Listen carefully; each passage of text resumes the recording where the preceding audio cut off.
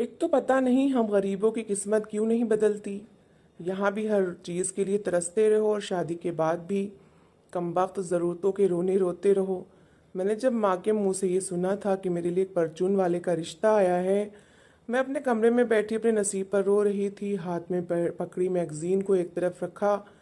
पता नहीं ये हीरो जैसे लड़के हमारी इंडिया के गरीब घरानों की लड़कियों के हिस्से में क्यों नहीं आते हैं।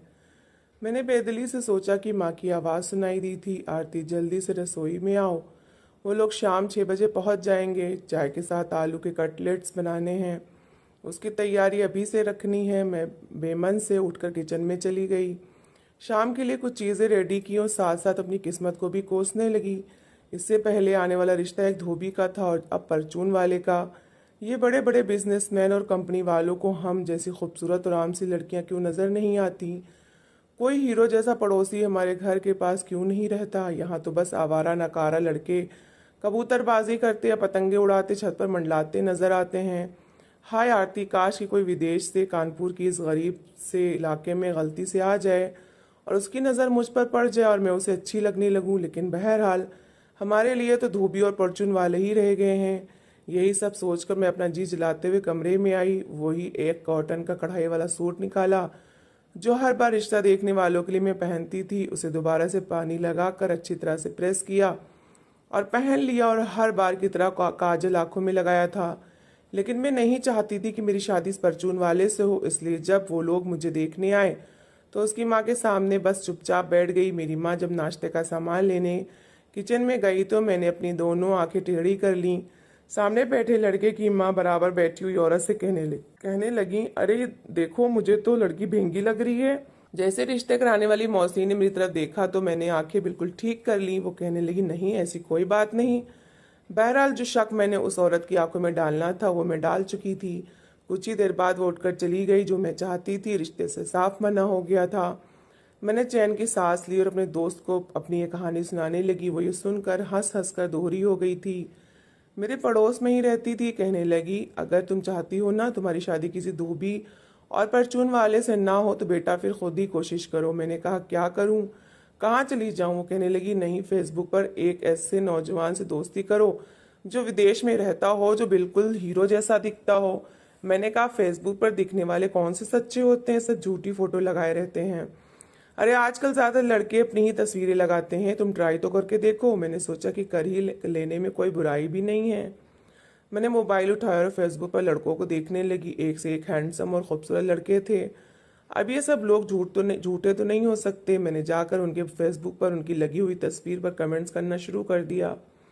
इनमें से एक लड़के का मैसेज मुझे आया। काफ़ी हैंडसम लड़का था। उसने मैसेंजर से मुझे हेलो का मैसेज किया। मैंने भी उसे जवाब देना शुरू कर दिया। इसी तरह बातों का सिलसिला चल निकला। बातों बातों में मुझे पता चल चुका था कि उसका संबंध जर्मनी से है और वो फोटो भी उसी की ही है। वो जर्मन भाषा में भी बोल पाता था। मैंने फेसबुक आईडी पर अपनी जो फोटो लगाई थी वो एक बहुत सुंदर लड़की की फोटो लगाई थी और उसे यही कहा था कि मैं यही लड़की हूँ, लेकिन इंडियन हूँ। इस तरह से हमारी बातों का सिलसिला आगे बढ़ने लगा। धीरे धीरे उस लड़के की इच्छाएं बढ़ने लगी। कहने लगा कि मैं अपनी कोई फ़ोटो भेजूं। मैं उसी लड़की की फ़ोटो को कुछ एडिट करके भेज देती। वो फ़ोटो भी मैंने सोशल मीडिया से ली थी, लेकिन उसे एडिट करके रियल फ़ोटो से काफ़ी हद तक बदल दिया था। लेकिन एक बार मेरी जान उस टाइम निकली जब उसने कहा कि वो मुझसे वीडियो कॉल पर बात करना चाहता है। मैंने कहा, ना बाबा ना, हमारे यहाँ ये सब कुछ नहीं होता। वो कहने लगा कि मैं तो तुम्हारे बारे में बहुत सीरियस हो चुका हूँ, तुमसे शादी तक का सोच चुका हूँ। ये सुनकर मैं बड़ी खुश हुई कि एक बार अगर वो मेरे प्यार में सचमुच पागल हो गया तो ज़रूर मेरे लिए इंडिया भी आ जाएगा और फिर तो मेरे वारे न्यारे हो जाएंगे। क्योंकि मैंने सुना था कि प्यार अंधा होता है, एक बार अगर किसी से हो जाए तो फिर उसकी शक्ल सूरत मायने नहीं रखती। मैं एक आम सी शक्ल सूरत की लड़की थी, बहुत ज़्यादा सुंदर भी नहीं थी और ना ही अमीर थी, लेकिन इन दिनों में हवाओं में उड़ रही थी। एक हसीन सपना अपनी आंखों में सजा रही थी। जब भी मैं नॉवेल में हीरो हीरोइन का कोई सीन पढ़ती तो उसी लड़के के बारे में सोचने लग जाती। हाँ, ये कहा जा सकता है कि मैं नॉवेल लवर थी। मुझे खूबसूरत हैंडसम सूटेड बूटेड किस्म के नौजवान बहुत अच्छे लगते थे, बिल्कुल नॉवेल के हीरो जैसे। लेकिन बुरा हो मेरी किस्मत का, पिताजी के दोस्त थे जिनका बेटा अपनी नौकरी के चक्कर में कानपुर आया था। रहता तो वो दिल्ली में था और दिल्ली के भी ऐसे ही गरीब इलाके में। दिल्ली की जिस कंपनी में वो नौकरी करता था उसकी एक फैक्ट्री कानपुर में भी थी, इसलिए उन्होंने उसे कानपुर भेज दिया। सारी परेशानी उसके रहने की थी, जो कि मेरी माँ ने मिनटों में हल कर दी कि छत पर एक कमरा बिल्कुल खाली है, वो उसको किराए पर उसे दे देंगी, वहीं पर मोहन को सेट कर दिया जाएगा। जब मैंने ये सुना तो मैंने बुरा सा मुंह बनाया था और माँ से भी कहा कि भला ये कोई बात है, हर इंसान की अपनी कोई प्राइवेसी होती है। मुंह उठा के अंकल ने अपना बेटा हमारे घर भेज दिया। मेरी माँ कहने लगी, तुम तो चुप रहो, तुम जानती हो ना अपने पिताजी को, अपने दोस्त और उनके बच्चों को कितना मानते हैं। एक तो जैसा इसका नाम मोहन था, पुराने जमाने टाइप का, वैसे उसका हुलिया भी था। एकदम देहाती किस्म का, भारी भरकम शरीर का मालिक था और धोती कुर्ता बड़े शौक से पहनता था। शक्ल सूरत भी ऐसी ही थी, मामूली सी, और कंपनी भी कोई बहुत बड़ी नहीं थी, मामूली सी थी, जरूर सैलरी भी अच्छी नहीं थी। मोहन को देखकर मैंने बस नमस्ते किया था। फिर माँ ने भी मुझसे कहा था कि कोई ज़रूरत नहीं है इसके साथ ठट्टे लगाने की या फ्री होने की। मैंने कहा, शक्ल देखी है आपने इसकी, मुझे क्या ज़रूरत पड़ी इससे बात भी करूं। माँ कहती थी कि मैं तो चाहती हूँ कि जल्द से जल्द तुम्हारा कहीं रिश्ता तय हो जाए, क्योंकि तुम्हारी आंटी की नज़र तुम पर है। मैंने कहा, अम्मा मैं मरकर भी कभी मोहन के बच्चे से शादी नहीं करूंगी। नाम देखा है इसका, ऐसा लगता है 10 बच्चों का बाप हो। ये भी कोई नाम है? अरे नाम तो जहाँ माँ नाम तो राज होता है, अक्षय होता है, अभिषेक होता है। मैंने नावल के हीरोज के नाम गिनवाने शुरू किए। मेरी माँ हैरत से मुझे घूरे जा रही थी, कहने लगी, कमबख्त, इतने लड़कों के नाम तुझे कैसे पता है? मैंने कहा, थोड़ा सा किचन से बाहर निकल कर कुछ ना कुछ पढ़ भी लिया करिए, ताकि आपको भी पता चले कि कैसे कैसे नौजवान माँ ने बेटे पैदा किए हैं। मेरी माँ समझ गई थी, इसलिए एक जोरदार मुक्का मेरी कमर पर मारा। कहने लगी, कमबख्त, ऐसे बच्चे माँ नहीं पैदा करती है तो लिखने वाले अपने ख्यालों की दुनिया का एक कोई नमूना बनाकर लिख देते हैं, और तुम जैसी बेवकूफ़ लड़की उनके पीछे पागल हो जाती है। अरे हम जैसी माएँ ऐसे ही बच्चे पैदा करती हैं, जिनकी नाक मोटी होती है, रंग पक्का होता है और शक्ल भी कोई ख़ास नहीं होती। कमबख्त, किसी इंसान के बच्चे का हुलिया बता, कभी तूने देखा है ऐसे लोगों को? मैंने कहा, हाँ ना माँ, सपनों में रोज़ देखती हूँ। माँ मुझे डांट देती थी। यूं तो उस लड़के में कोई खास खूबी भी नहीं थी, लेकिन अक्कड़ उसमें ऐसी थी कि जैसे पता नहीं कहाँ का राजकुमार हो।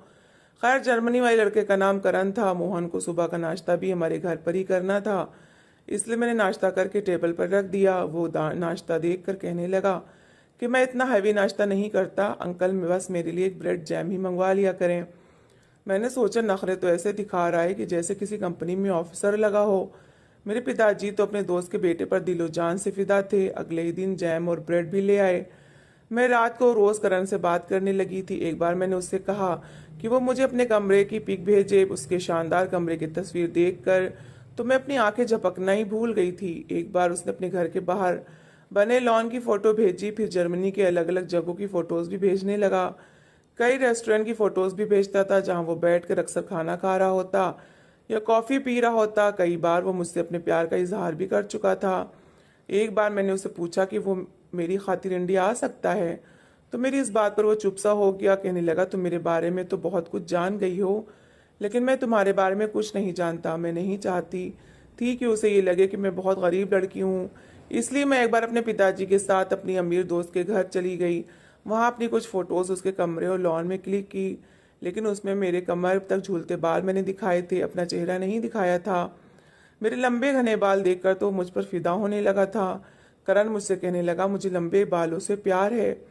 अब तो मुझे तुम्हें देखने का और भी जोश बढ़ चुका है। मैं चाहती थी कि उसे अपना चेहरा दिखाए बिना बस इसे अपनी अदाएं दिखा कर अपने प्यार के जाल में इस कदर पागल कर दूं कि वो मुझसे शादी को तैयार हो जाए, ताकि मैं जर्मनी चली जाऊं। जब से उसने मेरे लंबे बालों वाली फोटो देखी थी, वो बार बार मुझसे वीडियो कॉल की जिद करने लगा था। कहता था, मैं तुम्हारे इश्क में पागल होने लगा हूँ। और उसकी इस तरह की बातें सुनकर मैं सपनों में जर्मनी में खुद को करण के साथ घूमते फिरते देखने लगी थी। उसकी बातों में अब बेताबियां से शुरू हो चुकी थी, जो मेरा भी चैन चुराने लगी थी। इन्हीं दिनों मोहन की माँ, जिन्हें मैं आंटी कहती थी, वो भी दिल्ली से आ गईं। उनके पति का देहांत हो चुका था, इसलिए मेरे पिताजी अपनी भाभी की बहुत इज्जत और प्यार करते थे। आंटी जब से आई थी, मैं नोट कर रही थी कि वो सब बहन भाइयों में मुझ पर कुछ ज्यादा ही प्यार दिखा रही थी, जो मेरी समझ से बाहर थी। इन्हीं दिनों मेरा और रिश्ता आ गया। मैं बहुत परेशान थी। उस टाइम पहली बार मैंने रोते हुए करण से कहा कि वो जल्दी इंडिया आ जाए और मेरा हाथ मांग ले। ये ना हो कि मेरा बाप मेरा रिश्ता किसी और से कर दे। करण यही जानता था कि मैं बहुत अमीर बाप की इकलौती बेटी हूँ, और जो मेरी दोस्त का बंगला है जहाँ मैंने वो अपनी फोटोज खींची थी, वो मेरा है। वो कहने लगा कि तुम किसी भी तरह से ये रिश्ता रोको, मैं कोशिश करके जल्द ही इंडिया आता हूँ। लेकिन मैं उसे सच भी बताना चाहती थी, लेकिन अभी नहीं। जब वो इंडिया पहुंचकर मुझसे कांटेक्ट करता तभी मैं उसे सच्चाई बता देती। और मुझे यकीन था कि जिस तरह से वो मेरी मोहब्बत में गिरफ्तार हो चुका है उससे कोई फर्क नहीं पड़ेगा, लेकिन फिलहाल मेरे लिए बड़ी प्रॉब्लम आने वाला रिश्ता था। और इस बार तो वो लड़का कपड़े का बिजनेस करता था, बाकी आने वाले रिश्तों से काफ़ी अच्छा था। इन दिनों अगर मुझे कोई अपना हमदर्द लग रहा था तो वो आंटी थी। शायद मेरे आने वाले रिश्ते पर वो भी खुश नहीं थी। वो क्यों खुश नहीं थी ये जानने की मैंने कोशिश ही नहीं की, और जाकर आंटी से कह दिया कि वो मेरे माँ बाप को समझाएं कि मुझे रिश्ता स्वीकार नहीं। वो लोग बिल्कुल अनजान हैं, हमें क्या पता वो लोग कैसे हैं कैसे नहीं। मेरी बात सुनकर वो कहने लगी, तुम बिल्कुल 100% ठीक कह रही हो, लेकिन ये तुम्हारी माँ है ना, एक नंबर की बेवकूफ़ है। तुम मुझे अपनी मर्जी बताओ, तुम अनजान लोगों में शादी करना चाहती हो कि नहीं। मुझे तो उस टाइम आने वाले रिश्ते को टालना था, इसलिए मैंने कह दिया नहीं, मुझे अनजान लोगों में शादी नहीं करनी। तो वो कहने लगी, बस ठीक है, रात को मैं तुम्हें बुलाऊंगी, तब ये बात तुम भाई के सामने कह देना। फिर मैं देखती हूँ कि सुलोचना कैसे तुम्हारी शादी अनजान लोगों में करती है। बहरहाल मैं संतुष्ट हो गई कि चलो वक्ती तौर पर जान छूटी। रात को मेरी छोटी बहन मुझे बुलाने आई कि पिताजी आपको ड्राइंग रूम में बुला रहे हैं। मैं चली गई वहाँ। आंटी आंटी माँ पिताजी सब बैठे थे। सब आंटी ने मुझसे जब आंटी ने मुझसे कहा कि बताओ आरती, क्या तुम अनजान लोगों में शादी करना चाहती हो। मैंने कहा नहीं नहीं, मैं ये शादी नहीं करना चाहती। पिताजी कहने लगे कि ठीक है, फिर है फैसला हो गया, इसी रविवार हम आरती और मोहन की शादी कर देंगे। वैसे इसकी नौकरी यहाँ पक्की हो चुकी है और तुम लोग कल तक अपने किराए के घर में शिफ्ट भी हो जाओगे। दहेज तुम लोगों को चाहिए नहीं तो फिर की देर किस बात की। ये सुनकर मेरे होश उड़े थे। मेरी माँ माथे पर बल डाले मुझे मुझे गुस्से गुस्से भरी नजरों से देख रही थी, और मैं तो भी जितना भी हैरान होती उतना ही कम था। भला ये मोहन बीच में कहाँ से अटपका था। उस टाइम तो मेरा दिमाग साए साए करने लगा। मैं वापस अपने कमरे में आ गई, लेकिन कुछ देर बाद ही मेरी माँ कमरे में आई। कहने लगी, शर्म नहीं आई तुम्हें सबके सामने बकवास करते हुए। वैसे तो मुझे तेरी आंटी एक आंख नहीं भाती, और तुमने अपने बाप के सामने मुझे झूठा कर दिया। मैंने कहा, माँ मैंने ये कब कहा कि मुझे आंटी के बेटे से शादी करनी है। माँ कहने लगी, वही तुम्हारा रिश्ता मोहन के लिए मांग रही थी, लेकिन मैंने कहा कि आरती अनजान लोगों में शादी करना चाहती है, लेकिन तुमने फट से इनकार कर दिया। अच्छा खासा रिश्ता तुमने हाथ से निकाल दिया, अब करो तैयारी अपनी आंटी के घर जाने की।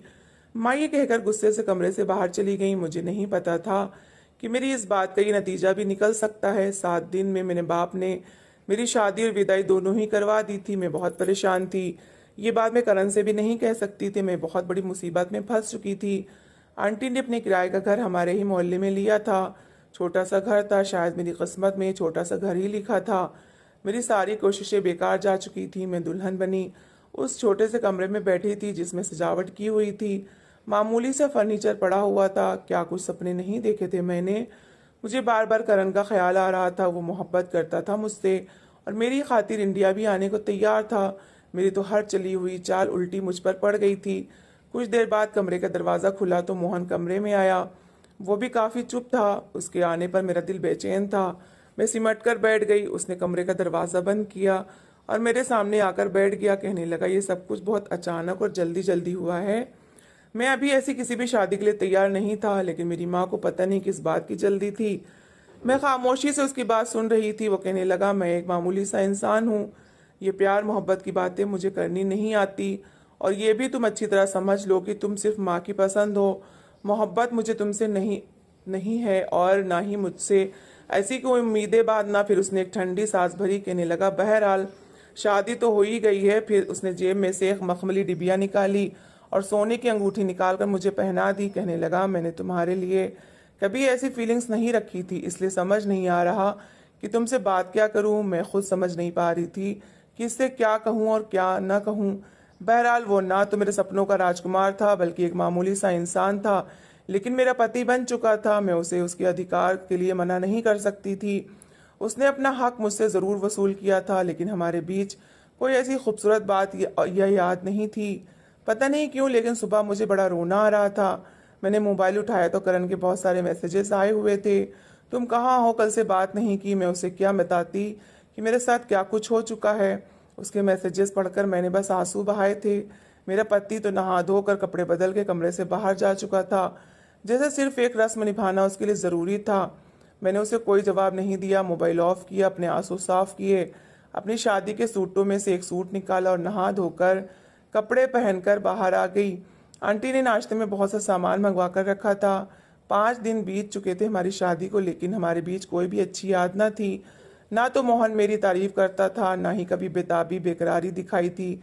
जितना मैं रोमांटिक किस्म की लड़की थी वो तो बिल्कुल भी नहीं था। अपने ऑफिस जाता, वापस आकर खाना खाता, फिर कमरे में चला जाता। मैं घर के सारे काम करके जब कमरे में आती तो वो अपने लैपटॉप पर अपने काम में बिजी होता। मैं आकर उसके पास बैठ जाती। मैं चाहती थी कि मैं करण को भूल जाऊं। मुझे मोहन से इतनी मोहब्बत मिले कि करण बस एक याद बनकर रह जाए, लेकिन ऐसा नहीं हो सका। इसलिए मैंने करण से बात करनी शुरू कर दी। उसे ये नहीं बताया कि मेरी शादी हो चुकी है। हमारे बीच पहले जैसी बात होने लगी। जिस तरह से वो अपनी बेताबियों का जिक्र मुझसे करता था, अपने प्यार का इजहार करता था, मेरी तारीफें करता था, मैं इसी से अपने दिल को तसल्ली देने लगी। ऐसी बातें औरत को हमेशा पाप और नुकसान का ही रास्ता दिखाती हैं, लेकिन जब पति से ये सब कुछ ना मिले तो अक्सर औरतें इसी चीज़ की इच्छा में पाप पुण्य सब कुछ भूल जाती हैं।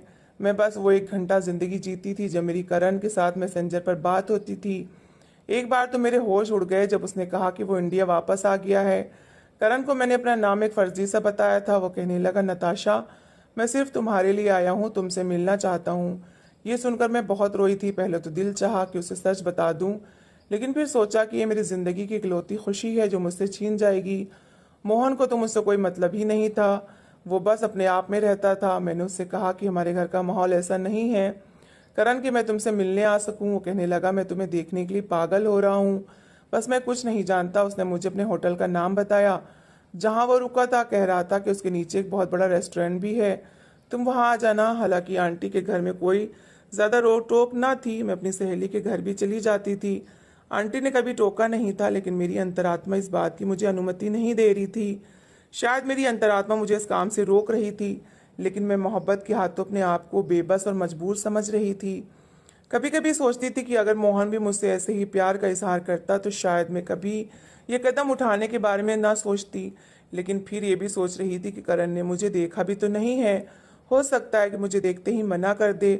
उसने तो सिर्फ मेरे लंबे और घने खूबसूरत बाल देखे थे और दीवाना हो गया था। अब मैं इन बातों को सोच रही थी जब मुझे मोहन के झगड़ा करने की आवाज़ें आने लगीं। मैं कमरे से बाहर आई तो मोहन आंटी के कमरे में था। कह रहा था कि क्या मिला आपको मेरी ज़िंदगी बर्बाद करके? आपने मेरे साथ अच्छा नहीं किया। माँ, मुझे आरती एक आँख नहीं अच्छी लगती। मैं उसके साथ सिर्फ ज़बरदस्ती का रिश्ता निभा रहा हूँ। मैंने पहले भी कहा था कि मैं जिससे प्यार करता हूँ मुझे उसी से शादी कर लेने दीजिए, लेकिन आपकी धमकियों की वजह से मुझे मजबूरन ये शादी करनी पड़ी, जो मुझे अपने गले का फंदा लग रही है। माँ, आपने अच्छा नहीं किया। मैं आरती के साथ ज़िंदगी नहीं गुजार सकता। मोहन की बात ने तो जैसे मुझे हैरान सा करके रख दिया था। इसका मतलब वो किसी और से प्यार करता था और मैं किसी और से, और हमें एक ज़बरदस्ती के बंधन में बांध दिया गया था जो कि गलत था। मोहन मना कर देता तो मेरे साथ भी ऐसा ना होता। करण मेरे लिए जर्मनी छोड़कर इंडिया आ चुका था, मेरा इंतज़ार कर रहा था। जितनी मोहब्बत वो मुझसे करता था, शायद कि वो मेरे चेहरे और आम शक्ल सूरत को अहमियत ना देता, मुझे अपना लेता। लेकिन मोहन ने तो मुझे कहीं का नहीं छोड़ा था। शायद करण ये बात बर्दाश्त ना करता कि मैं किसी की पत्नी बन चुकी हूँ। मैं उससे मुलाकात कर भी लेती तो क्या कहती। मैं अपनी किस्मत पर आंसू बहा रही थी जब अचानक से दरवाज़ा खुला। मोहन मुझे देखकर पहले तो हैरान हुआ, फिर अपनी नज़र चुराकर कमरे में चला गया। मैं आंटी के कमरे में आ गई। मैंने कहा, आंटी, अगर मोहन की मर्जी नहीं थी तो फिर आपने क्यों ये रिश्ता किया? मुझे इस तरह रोता देखकर आंटी शर्मिंदा सी हुई थी। रिश्ता कहने लगी कि तुम हमारे घर की बच्ची हो, मैं कैसे तुम्हें छोड़कर किसी अजनबी को ले आती। लेकिन मैं नहीं जानती थी कि मोहन शादी के बाद ऐसी बात भी करेगा। देखो, तुम इसका ख्याल रखो, इससे प्यार भरी बातें किया करो, इसका ध्यान अपनी तरफ करवाओ। मर्द ऐसा ही होता है, शादी से पहले इनके बहुत से चक्कर होते हैं, लेकिन पत्नी सिर्फ अपनी अहमियत जताए तो बाकी सारी बातें धुंधली रह जाती हैं। मैं क्या कह सकती थी? वो कौन सा मेरी पसंद और मेरी मोहब्बत था, और मैं क्यों उसके सामने खुद को गिरा देती? मैं वापस अपने कमरे में आ गई। वो मोबाइल पर किसी को मैसेज कर रहा था। मुझे देखकर उसने अपना मोबाइल साइड पर रख दिया। मैंने कहा, अगर आप किसी और से प्यार करते थे तो मना क्यों नहीं किया? वो कहने लगा, उस समय मुझे समझ नहीं आया, मैं मना नहीं कर पाया क्योंकि माँ का बीपी शूट कर गया था। मैंने कहा, तो फिर मेरे साथ रिश्ता क्यों बनाया? शादी की रात ही कह देते। वो कहने लगा कि ऐसा तो नहीं हो सकता था, तुमसे शादी की थी तो रिश्ता भी कायम करना था। देखो, मैं तुम्हें छोड़ूंगा नहीं, तुम्हारे सारे अधिकार भी पूरे करूंगा, लेकिन मुझे दूसरी शादी की अनुमति दे दो। मैंने कहा, अगर यही बात मैं आपसे कहूँ, मेरा यह कहना था कि उसका चेहरा लाल हुआ था, लेकिन मुझे थप्पड़ नहीं मार सकता था। कहने लगा, तुम होश में तो हो? मैंने कहा, हाँ हाँ, मैं होश में हूं ना। आप मेरे साथ खुश हैं ना? ना ही मैं आपके साथ। हम एक जबरदस्ती का रिश्ता निभा रहे हैं। आप मुझे आजाद कर दीजिए और जिससे चाहे शादी कर लीजिए। वो कहने लगा, ऐसा नहीं होता। मैं अगर तुम्हें डाइवोर्स दूंगा तो मेरी माँ मुझे कभी भी माफ नहीं करेंगी, और फिर माँ का बीपी शूट हो जाए या इन्हें कुछ हो गया तो मैं चाह कर भी कुछ तुम्हें नहीं छोड़ सकता। मैंने कहा, लेकिन मैं ऐसी जिंदगी नहीं गुजार सकती जहाँ ना आप खुश हैं और ना ही मैं। वो कहने लगा, मैं उस लड़की से बहुत प्यार करता हूँ, उसके प्यार में पागल हूँ, इसलिए बिना उसे शादी किए मैं रह नहीं सकता। मेरी बात समझो। मैंने कहा, अगर यही बात मैं आपसे कहूँ तो आपको कैसा लगेगा? उसकी आंखों में फिर से गुस्सा उतरने लगा था। कहने लगा, देखो, मैं ये सब बर्दाश्त नहीं कर सकता, बल्कि कोई भी ये बर्दाश्त नहीं कर सकता। मैंने कहा, लेकिन ये सच है। मैं भी आपसे प्यार नहीं करती, मैं किसी और से प्यार करती हूँ। अगर आंटी रिश्ता ना मांगती और मेरे पिताजी हाँ ना करते तो जरूर वो लड़का मेरे लिए रिश्ता लेकर आता। अगर आपको अपनी मोहब्बत प्यारी है तो मुझे भी अपनी मोहब्बत प्यारी है। हम जबरदस्ती एक दूसरे के साथ रह रहे हैं। वो कहने लगा, तुम मेरी पत्नी हो, मैं तुम्हें अपना चुका हूँ, क्या तुम्हारा आशिक तुम्हें इस हाल में स्वीकार कर सकता है? मैंने कहा, अगर उसका प्यार सच्चा होगा तो कर लेगा। वो कहने लगा, पहले जाओ, जाके उससे पूछ लो। मैंने कहा, अगर वो मान गया तो? वो कहने लगा, फिर मैं तुम्हें छोड़ दूंगा। मैंने कहा, ठीक है। मैंने अगले दिन करण को मैसेज कर दिया था। उसने मुझसे कहा था कि मैं रेस्टोरेंट की टेबल नंबर 5 पर जाकर बैठ जाऊं, वो मेरे लिए रिजर्व करवा कर रखेगा। मैंने कहा, ठीक है। मैं फिक्स टाइम पर उस टेबल पर जाकर बैठ चुकी थी। पता नहीं मैं उसे अच्छी लगूंगी कि नहीं। उसे मेरे लंबे बालों से इश्क था, इसलिए मैं अपने बाल खोल कर आई थी। तैयार भी बहुत हुई थी, दिल बड़ी जोर जोर से धड़क रहा था। प्रार्थना कर रही थी कि वो मुझे पसंद कर ले। मैं अचानक से चौंक पड़ी जब मुझे पीछे से हेलो की आवाज आई। शायद वो मेरे पीछे से ही आ रहा था। मेरा दिल तो धड़कना भूल गया था। एक एक कदम बढ़ाता हुआ जैसे ही वो मेरे सामने बैठा, मेरे होश उड़कर रह गए थे। मेरे क्या, उसके भी होश उड़कर रह गए थे। कई बातें थी जो मैं सोच कर आई थी कि इससे ये कहूंगी, वो कहूंगी, ऐसे कहूंगी, वैसे कहूंगी, ये कहूंगी, वो कहूंगी, लेकिन सारे शब्द गड़बड़ हो चुके थे। उसकी भी ऐसी ही हालत थी। हम एक दूसरे से नजरें मिलाते और चुराते रहे।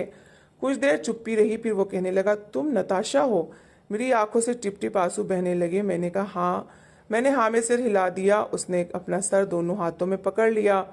मैं सिसकियों से रोने लगी। अब मैंने अपने हाथ अपने उसके सामने जोड़ दिए, क्योंकि करण कोई और नहीं बल्कि मोहन ही था, जिसने फेसबुक पर एक फेक आईडी बनाई हुई थी। वैसे मैंने भी फेक फोटो लगाई थी। मोहब्बत हमने इनडायरेक्टली एक दूसरे से की थी।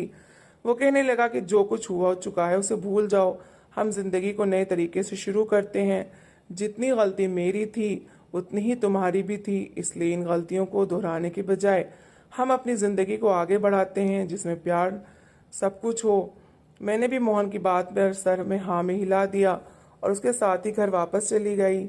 मैं अब भी नावल पढ़ती हूँ, लेकिन तस्वीर में किसी भी हीरो को अपना क्रश नहीं बनाती, क्योंकि सारी परेशानी वहीं से शुरू होती है। तो दोस्तों, इस कहानी को लेकर आपकी क्या राय है, कमेंट बॉक्स में ज़रूर बताएं।